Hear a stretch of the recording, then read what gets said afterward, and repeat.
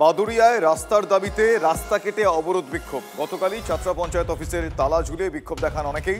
রাস্তা তৈরির জন্য অর্থ বরাদ্দ হলেও রাস্তা হয়নি এখনো। 1 বছর পরেও প্রস্তাবিত রাস্তা তৈরি না হওয়ায় ফুঁসছেন স্থানীয় মানুষজন। তাই তারা রাস্তা কেটে বিক্ষোভ দেখাচ্ছেন। রাস্তা কাটা ঠিক হয়নি এমনটা বলেছেন চাতরা গ্রাম পঞ্চায়েতের প্রধান।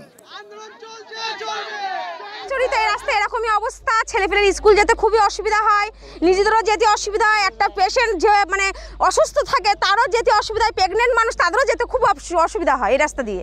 আমরা রাস্তা কেটে দিয়েছি যাতে আমাদের রাস্তাটা তাড়াতাড়ি হয়। কেন আমাদের রাস্তা হচ্ছে না দীর্ঘ 15 বছর ধরে।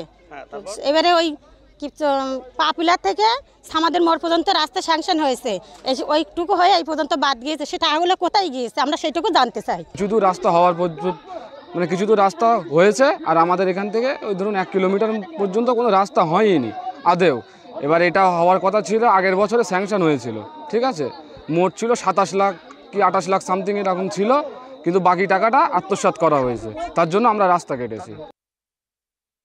রাস্তা কাটাটা নিঃসন্দেহে ঠিক কাজ না। আমরা মানুষের অভাব অভিযোগ সমস্যা সমাধানের জন্য আমরা পঞ্চায়েত, ব্লক, জেলার সমস্ত স্তরটা বসে আছে।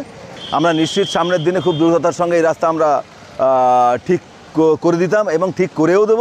কিন্তু আইন আমরা কখনোই চাই না কোনো মানুষ আইন নিজের হাতে তুলে নিক।